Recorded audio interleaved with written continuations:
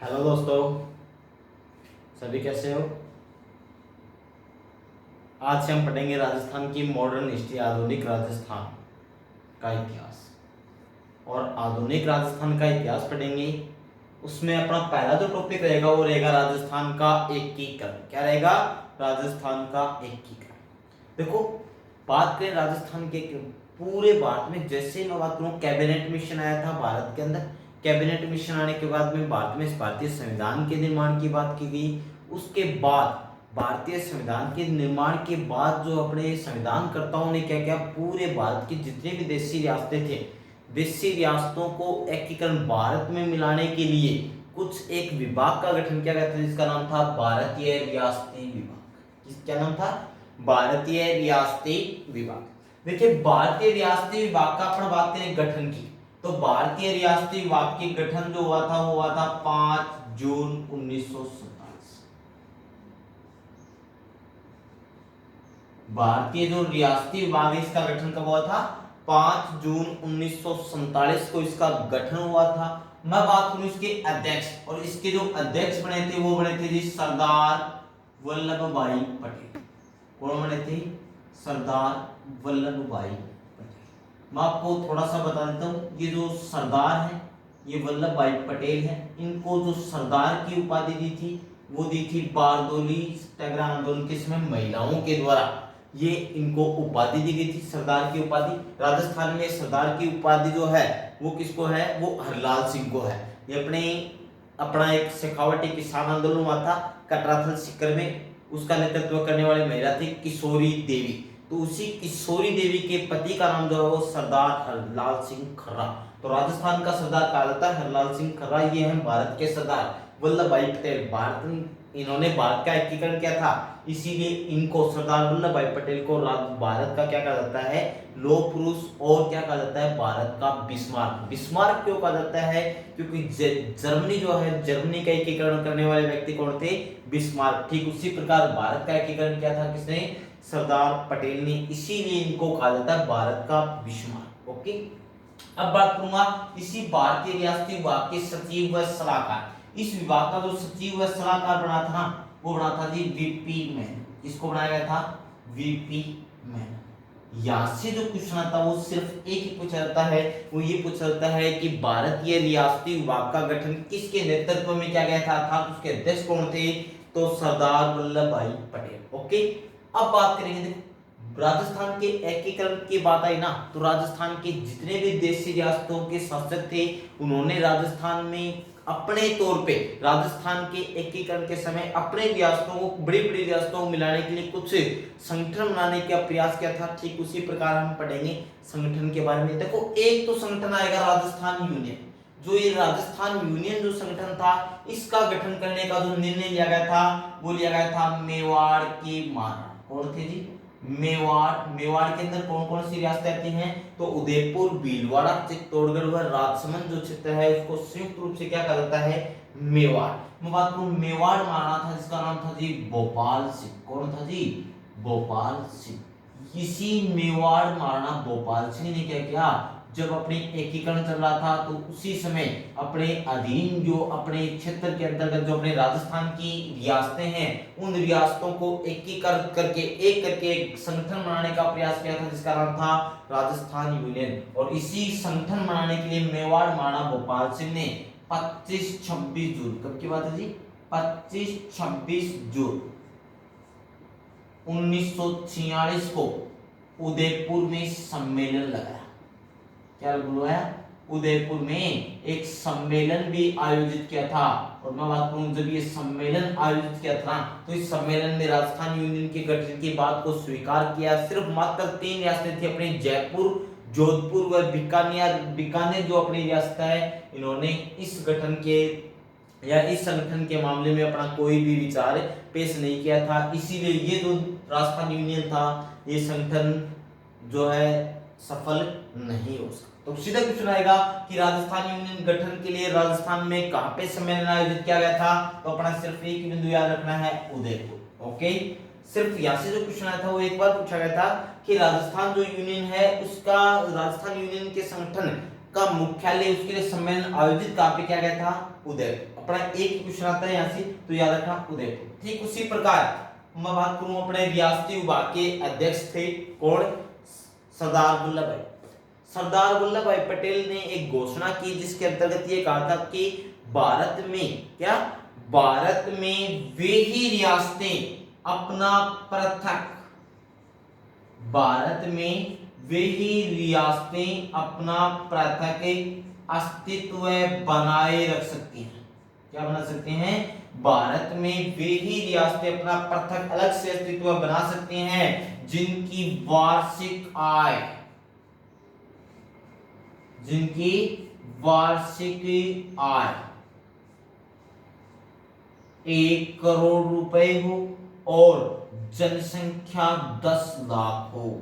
यानी वे रियासतें हैं वो स्वतंत्र रह सकती हैं जिन रियासतों की मैं बात करूं इनकम जो सालाना टर्नओवर इनकम जो है वो 1 करोड़ रुपए होंगी और जनसंख्या क्या रहेगी 10 लाख रुपए है, 10 लाख जनसंख्या है, वो ही अपना क्या है अलग से अपना अस्तित्व बढ़ाए रख सकती है। जब ये मापदंड रखा गया ना तो राजस्थान की 4 ही ऐसी रियासतें थी जो अपना पृथक अस्तित्व बनाए रख सकती थी। और वो रियासतें कौन कौन सी थी, तो जयपुर, राजस्थान की 4 रियासतें जो पृथक अस्तित्व बनाए रख सकती थी, जयपुर, जोधपुर, इसको मैं मारवाड़ भी बोल सकता हूं,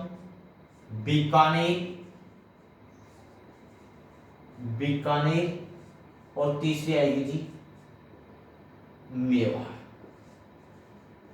बात करूं जो सरदार पटेल ने जो बात कही थी कि जिसके अंतर्गत वो ही भारत में वही रियासतें भारत में अपना अलग से अस्तित्व बनाए रख सकती हैं जिनकी वार्षिक आय जो है वो 1 करोड़ रुपए और जनसंख्या 10 लाख होगी। इस मापदंड के अनुसार बात करें राजस्थान की तो राजस्थान में 4 रियासतें थी, जयपुर, जोधपुर, बीकानेर व मेवाड़ रियासत जो अपना अलग से अस्तित्व बनाकर रख सकती थी। जब ये आयोजित इसी प्रकार अपने जयपुर के जो पीएम थे ना, जयपुर के पीएम और जयपुर के प्रधानमंत्री थे वो थे जी वीटी कृष्णमाचार्य। कौन थे जी, वीटी कृष्णमाचार्य। ये जयपुर पीएम थे वीटी कृष्णमाचार्य।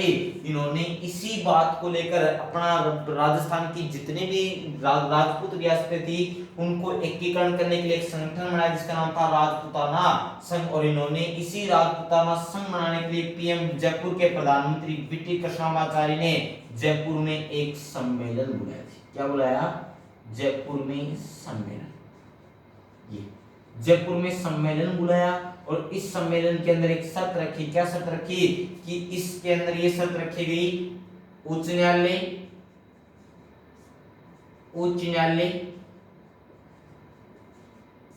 शिक्षा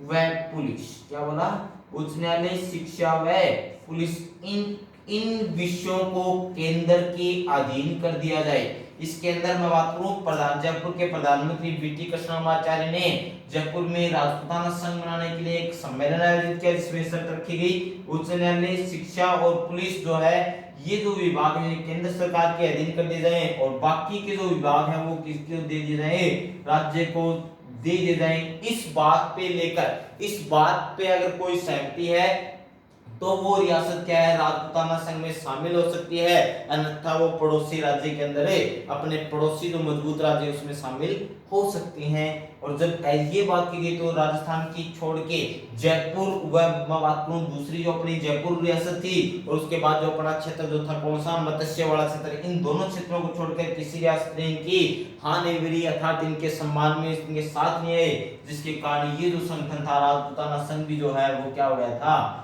असफल हो गया था। तो अपना 2 संगठन आ गए, राजस्थान यूनियन आया वो भी क्या हो गया, असफल आ गया था। मेवाड़ महाराणा भोपाल सिंह ने आयोजित किया था, जयपुर में सम्मेलन बुलाया था और राजपूताना संघ बनाने का जो प्रयास किया गया था वो जयपुर के प्रधानमंत्री वीटी कृष्णमाचार्य ने किया था, जयपुर में सम्मेलन बुलाकर किया था। उसके आधार पर ये भी क्या हो गई, असफल। अब अपन बात करेंगे स्वतंत्रता। जब भारत आजाद हुआ था 15 अगस्त 1947 को जब भारत स्वतंत्र हुआ था ना उस समय अपन बात करेंगे राजस्थान की स्थिति क्या थी, राजस्थान में कितनी रियासतें थी, कितने ठिकाने थे, कितने केंद्र शासित प्रदेश थे, अपन वो बात करेंगे। देखिए अपन बात करेंगे स्वतंत्रता प्राप्ति के समय राजस्थान में कुल रियासतें कितनी थी जी, 19। कितनी रियासतें थी, 19। अब अपन बात करेंगे ठिकाने। तो राजस्थान में उस समय कितने ठिकाने थे? 3। कौन कौन से? नंबर 1 अपन बात करेंगे कौन कौन से थे। तो नंबर 1 जो आएगा वो आएगा जी नीमराना। कौन सी आएगी? कौन सा ठिकाना आएगा? नीमराना। ये नीमराना जो ठिकाना था ये वर्तमान में किस जिले के अंतर्गत आता है? अलवर। सेकंड जो अपन बात करेंगे वो आएगा जी लावा। क्या आएगा जी? लावा। ये लावा जो है ये वर्तमान में कौन से जिले में आता है जी? टोंक में। और तीसरा जो अपना आएगा वो आएगा जी कुशलगढ़। कौन सा आएगा जी? कुशलगढ़। ये और ये कुशलगढ़ जो है ये पड़ता है जी वर्तमान में बांसवाड़ा। ये तो ये अपने 3 ठिकाने हुआ करते थे। अब बात करूंगा और क्या, तो अपने एक राजस्थान में चीफ कमिश्नर सेक्रेटरी थे। क्या था जी? केंद्र शासित प्रदेश था।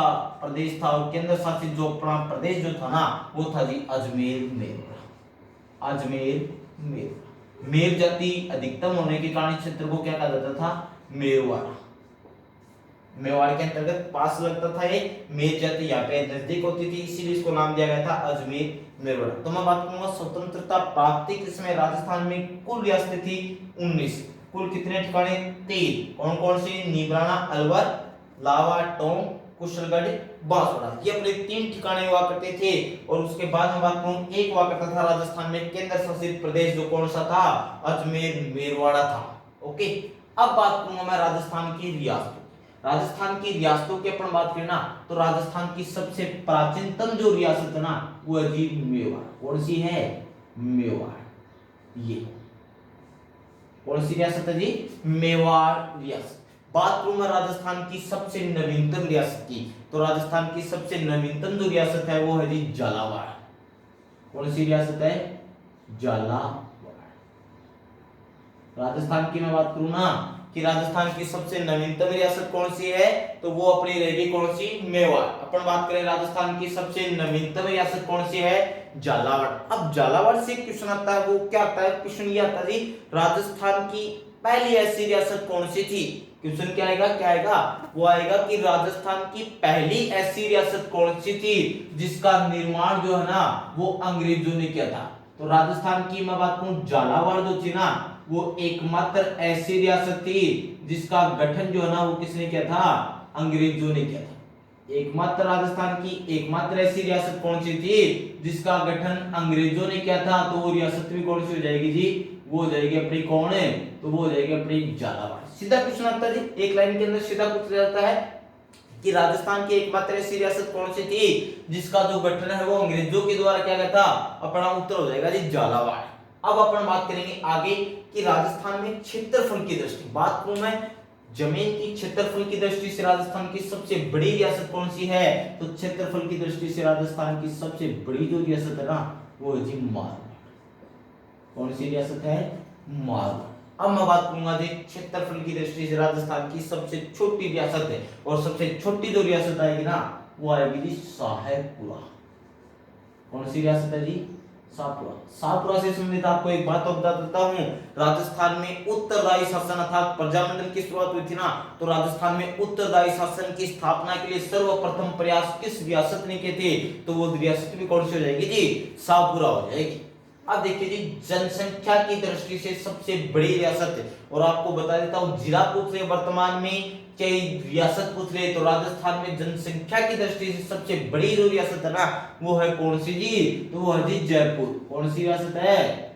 जयपुर। ओके। अब देखेंगे जी अपनी राजस्थान की एकमात्र मुस्लिम रियासत थी ना वो कौन थी जी? तो राजस्थान की एकमात्र मुस्लिम रियासत हुआ करती थी जी टोंक। कौन सी रियासत थी? टोंक। आमिर खान पिंडारी ने इसका गठन किया था। अब बात करें राजस्थान में जाट रियासत है और राजस्थान में जाट रियासत थी ना वो थी बेटा कितनी? 2। कौन कौन सी? तो भरतपुर और धौलपुर। कौन कौन सी जी? भरतपुर और धौलपुर। ये अपने राजस्थान की 2 जाट रियासतें थी। ओके। अब बात करें कुल राजपूत रियासतें, देखिए हमने पढ़ी कि भारत राजस्थान में कुल कितनी रियासतें थी? 19। एक हो गई टोंक, 2 हो गई भरतपुर धौलपुर यानी 3 हो गई। तो पूछा इसने कुल राजपूत रियासत कितनी थी? तो कुल थी जी 16। कुल कौन सी थी जी? 16 थी जी। अब मैं बात करूंगा राजस्थान की 2 ऐसी रियासतें थी। कौन कौन सी? अपनी बात करेंगे राजस्थान की दो ऐसी रियासतें थी जिनका नाम था जी किशनगढ़ और शाहपुरा। सीधा क्वेश्चन आता है कि राजस्थान की किस रियासतों को, राजस्थान की किस रियासतों को तोप की सलामी का अधिकार नहीं था। सीधा क्वेश्चन आएगा जी, राजस्थान में किस, जो अपनी ये कौन सी ऐसी रियासतें थी जिनको तोप की सलामी का अधिकार नहीं था। तो वो दो अपनी रियासतें थी, कौन कौन सी थी, किशनगढ़ और शाहपुरा ऐसी रियासतें थी जिनको तोप की सलामी का अधिकार नहीं था। अब बात करेंगे अपने राजस्थान के एकीकरण के, और एकीकरण के अंतर्गत अपन चलेंगे। हमने पढ़ा देखिए रियासती विभाग का गठन 5 जून 1947 को हुआ। अध्यक्ष बनाए गए थे सरदार पटेल, सचिव व सलाहकार बनाए गए थे वीपी मेनन। उसके बाद राजस्थान एकीकरण के समय अपने राजस्थान के रियासतों के जो शासक थे उन्होंने कुछ संगठन बनाने के प्रयास किए थे। इसी के तहत पहला जो संगठन बनाने का प्रयास किया गया था वो था जी राजस्थान यूनियन। कौन सा था जी, राजस्थान यूनियन। इसका जो गठन करने का प्रयास किया गया था वो मेवाड़ के महाराणा भोपाल सिंह ने किया था 1946 में, और उदयपुर में एक सम्मेलन बुलाया था। उसके बाद अपने भारतीय रियासती विभाग के अध्यक्ष सरदार पटेल ने कहा था कि भारत में वे रियासतें अपना पृथक अस्तित्व बनाए रख सकेंगे जिनकी वार्षिक आय सालाना जो अपनी 1 करोड़ व जनसंख्या जो 10 लाख रहेगी वो अपना पृथक अस्तित्व बनाए सकते हैं। इस बात को लेकर अपने जयपुर के प्रधानमंत्री वीटी कृष्णमाचार्य ने जयपुर में एक सम्मेलन बुलाया और ये कहा था कि अपने एक संघ बनाएंगे जिसका नाम होगा राजपूताना संघ। क्या रहेगा जी, राजपूताना संघ। और इसके लिए इस मापदंड के अनुसार राजस्थान की 4 ऐसी रियासतें थी जो पृथक अस्तित्व बनाए रख सकती थी, जयपुर, जोधपुर, बीकानेर व मेवाड़। जयपुर प्रधानमंत्री ने सम्मेलन जयपुर में बुलाया जिसमें शर्त रखी गई कि उच्च न्यायालय, शिक्षा, उच्च शिक्षा व पुलिस जैसे क्षेत्र केंद्र को दे दिए जाए, बाकी सभी जो क्षेत्र हैं वो राज्य को दे दी जाए। अगर सहमति हो तो आप साथ हो सकते हो। तो सभी ये भी कहा कि जो इससे सहमत नहीं है वो अपने पड़ोसी बड़े राज्यों में शामिल मिले शक्ति है। इस कारण से ये संगठन भी क्या हो गया, असफल हो गया। उसके बाद अपन बात करेंगे स्वतंत्रता प्राप्ति के समय राजस्थान की स्थिति, कि राजस्थान स्वतंत्र हुआ उस समय राजस्थान में क्या थी। तो राजस्थान में उस समय 19 रियासतें थी, 3 ठिकाने थी। 3 ठिकाने कौन कौन से, नीमराणा अलवर में था, लावा टोंक में था, कुशलगढ़ बांसवाड़ा में था। एक केंद्र शासित प्रदेश हुआ करता था जिसका नाम था चीफ कमिश्नरेट अजमेर मेरवाड़ा। मैं बात करूं राजस्थान की सबसे प्राचीनतम रियासत कौन सी थी, मेवाड़। मैं बात करूं राजस्थान की सबसे नवीनतम रियासत कौन सी थी, झालावाड़। अब झालावाड़ से महत्वपूर्ण बिंदु बनता है राजस्थान की एकमात्र ऐसी रियासत कौन सी थी जिसका जो गठन है ना वो अंग्रेजों ने किया था, वो झालावाड़ थी जी। अब राजस्थान क्षेत्रफल की दृष्टि सबसे बड़ी रियासत थी वो कौन थी जी, मारवाड़ थी। मैं बात करूं क्षेत्रफल की दृष्टि सबसे छोटी रियासत कौन सी थी जी, शाहपुरा थी। अगली बात करूं जनसंख्या की दृष्टि सबसे बड़ी रियासत जयपुर थी, और राजस्थान की एकमात्र मुस्लिम रियासत थी जी टोंक। जाट रियासतें कितनी थी, 2, भरतपुर और धौलपुर। और राजस्थान में कुल राजपूत रियासतें कितनी थी, तो केवल 16। और राजस्थान की 2 ऐसी रियासतें थी किशनगढ़ और शाहपुरा जिनको तोप की सलामी का अधिकार नहीं था। अब पढ़ेंगे अपना राजस्थान के एकीकरण, और इसका पहला जो चरण पढ़ेंगे बेटा वो पढ़ेंगे। देखिए पहला जो चरण हुआ ना उसमें 2 डेटे मिलेंगे आपको, एक तो मिलेगी 17 मार्च और दूसरी मिलेगी 18 मार्च। अधिकांश जो गाइड है वो 18 मार्च दिखाती है, लेकिन अपने एनसीईआरटी की जो गाइड है वो इसकी डेट जो अपनी तारीख जो है ना वो बताती है 17 मार्च 1948। जो अपना राजस्थान का पहला जो चरण हुआ था वो कब हुआ था जी, 17 मार्च। एनसीईआरटी के अनुसार 17 मार्च, गाइडों के अनुसार 18 मार्च, दोनों आ जाए। अपना सटीक आंसर हो जाएगा 17 मार्च। तो 17 मार्च 1948 को पहला गठन हुआ था। मैं बात करूं इसका नाम क्या रखा गया था, तो इसका जो नाम रखा गया था वो रखा गया था जी मत्स्य संघ। ध्यान में रखना अपने पास 2 आएंगे राजस्थान के अंदर, एक तो आता है मत्स्य संघ, एक आएगा मत्स्य जनपद। सीधा जाए मत्स्य संघ की राजधानी क्या हो जाएगी, इसकी अलवर होगी, जबकि मत्स्य जनपद है उसकी राजधानी थी विराटनगर। क्या थी जी, विराटनगर। अब मैं बात करूंगा इसका नामकरण। इसका नाम था मत्स्य संघ, लेकिन अब बात आती है इसका नामकरण किया किसने था, तो इसका जो नाम क्या था ना वो क्या था जी, के.एम.ए. मुंशी ने। किसने किया था जी, के.एम.ए.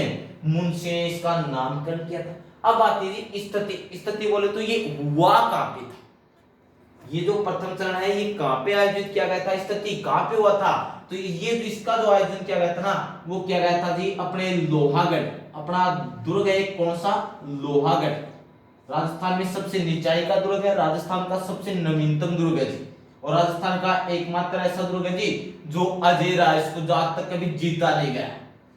अंग्रेज लार्ड लेक 1805 में खूब प्रयास किया, तब इसने इसी को क्या नाम दिया था, मिट्टी का किला। तो मिट्टी के किला था तो लोहागढ़, भरतपुर में ये दुर्ग पड़ता है, लोहागढ़ जिसको बोल सकते हैं मिट्टी का गढ़ बोल सकता हूँ, अजयगढ़ बोल सकता हूँ। इसी लोहागढ़ में एक भवन मिलता है जिसका नाम है कचहरी कला, इसी कचहरी कला में ये सम्मेलन आयोजित किया गया था। अब आता है जी इस सम्मेलन का उद्घाटन किसने किया था, और इसका जो उद्घाटन किया था ना वो क्या था जी, एन.बी. गॉडगिल। किसने किया था जी, एन.बी. गॉडगिल, ये इन्होंने इसका क्या किया था जी, उद्घाटन किया था। अब आते हैं जी विलयकर, अर्थात इस संघ के अंदर किस किस को विलाया गया था, अर्थात ये जो संघ था ना इसमें कौन कौन सी रियासतें, कौन कौन से ठिकाने इसमें शामिल किया गया था। इसमें 4 रियासतें और एक ठिकाना शामिल किया गया था जी, और वो 4 रियासतें कौन सी थी, तो मैं वो बात करूंगा 4 रियासतों वाली। तो वो 4 रियासतें कौन कौन सी थी, उसकी सामान्य ट्रिक रहेगी जी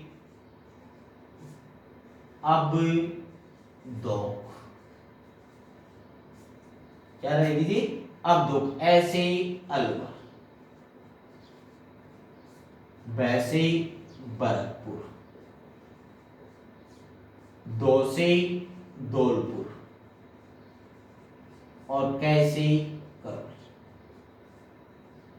तो मैं बात करूं मत्स्य शासन में 4 रियासतें मिलाई गई थी, अलवर, भरतपुर, धौलपुर और करौली, और एक अपना केंद्र शासित एक अपना ठिकाना भी बनाया गया था, और उस ठिकाने का नाम था नीमरा। किसको शामिल किया गया था, ठिकाना मिलाया गया था जिसका नाम था नीमरा। अर्थात इनमें 5 स्थानों को शामिल किया गया, 4 रियासतें अलवर, भरतपुर, धौलपुर, करौली, ट्रिक रहेगी पे अब दो, और एक अपना था ठिकाना जिसका नाम था नीमरा। इनको शामिल किया गया। अब मैं बात करूंगा इसी मत्स्य संघ की राजधानी, और मत्स्य संघ की अपनी राजधानी थी ना वो क्या थी जी, अलवर। क्या राजधानी लिखी इसकी, अलवर। अब मैं बात करूंगा इस मत्स्य संघ का राज प्रमुख किसको बनाया था, तो इसका जो प्रमुख बनाया गया था ना वो बनाया गया था जी उदयभान सिंह, उदयभान। अब यहां से एक बार पूछा गया था कि जो अपना प्रथम चरण हुआ था उसके राज प्रमुख का संबंध कहां से था, ये संबंध पूछ लिया जाता है तो ध्यान में रखना उदयभान सिंह जो थे ना वो कहां से थे, वो धौलपुर से थे, धौलपुर के महाराज थे। अब मैं बात करूंगा उपराज्यपाल, और जो प्रमुख था वो था जी गणेशीपाल। कौन था जी, गणेशीपाल, और गणेशीपाल जो थी ये थे जी करौली से, करौली से। और अब बात करेंगे प्रधानमंत्री की, और इस जो संघ का प्रधानमंत्री बनाया था वो बनाया था जी शोभाराम कुमावत, शोभाराम कुमावत। इनको क्या इसमें प्रधानमंत्री बनाया गया था।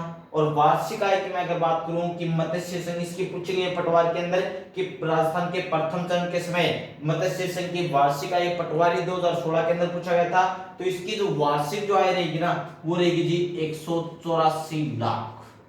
मैं बात करूं मत्स्य संघ की, जब इसमें एकीकरण हुआ था उस समय मत्स्य संघ की वार्षिक इनकम क्या थी, तो 184 लाख थी। अगर पूछ ले मत्स्य संघ की जनसंख्या कितनी है, अगर पूछ ली जाए कि मत्स्य संघ जो है इसकी जनसंख्या क्या थी, तो इसकी जो जनसंख्या थी वो थी जी 18.38 लाख।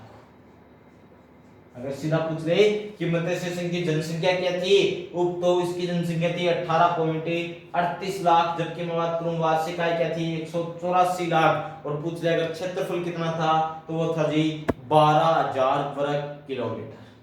ये हमने पढ़ा का जी राजस्थान का एकीकरण और उससे संबंधित कुछ बातें, एक बार आप स्क्रीनशॉट ले सकते हैं।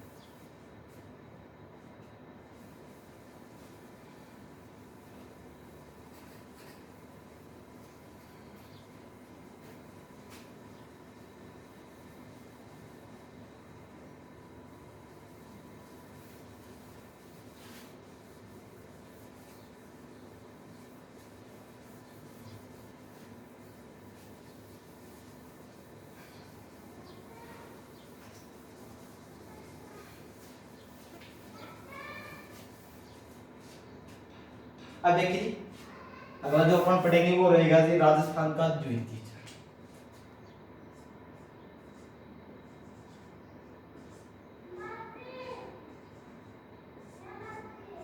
द्वितीय चरण अब देखिए द्वितीय चरण जो हुआ था इसका जो आयोजन हुआ था ये हुआ था कब? तो ये हुआ था जी 25 मार्च को। 25 मार्च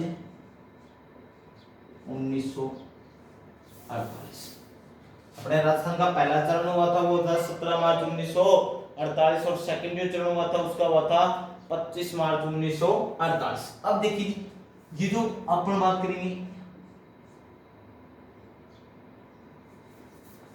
उद्घाटन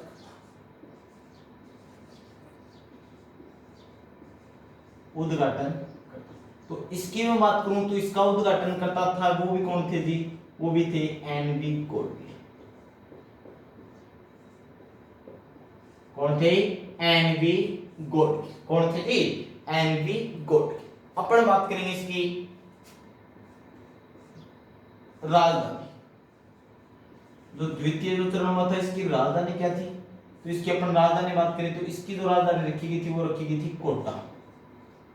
अब मैं बात करूंगा जी विलयकरण। विलयकरण विलयकरण का अर्थ यहां पे हो जाएगा कि किस किस रियासतों को द्वितीय चरण। पहले मैं बात करूंगा इसका नामकरण, सॉरी नाम, इसका नाम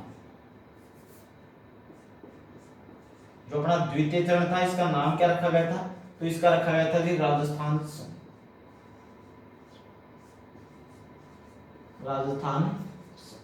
राजस्थान संघ इसका क्या रखा गया था? नाम रखा गया था। इसमें कुल कितनी रियासतें हैं? तो इसमें कुल मिलाई गई थी जी 9। अब 9 रियासतों को याद कैसा रखा? सबसे बड़ी प्रॉब्लम अधिकांशतः बच्चों को सबसे बड़ी प्रॉब्लम ये होती है कि इन रियासतों को अपन नाम क्या किस प्रकार से रखेंगे, याद कैसे रहेगी कि द्वितीय चरण में कौन सी रियासतें मिलाई गई थी। अपनी ट्रिक रहेगी सुंदर सी, और ट्रिक जो अपनी है ना वो रहेगी बेटा कोज्जा बुंटो किंपरडुब्बास।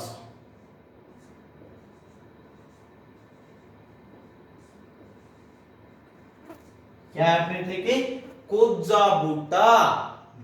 बुंटो किंपरडुब्बास। डुब्बास देखो को से बन जाएगा जी कोटा। को से क्या बन जाएगा? कोटा।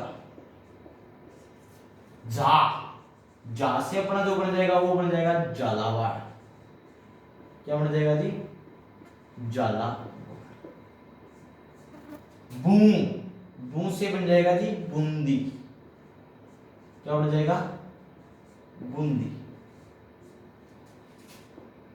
टो से बन जाएगा जी टोंक।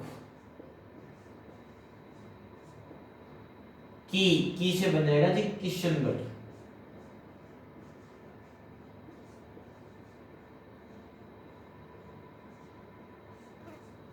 पर से बन जाएगा जी प्रतापगढ़।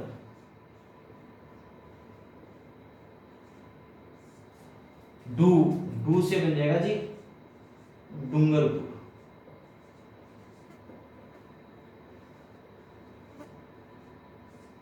बा से बन जाएगा जी बांसवाड़ा।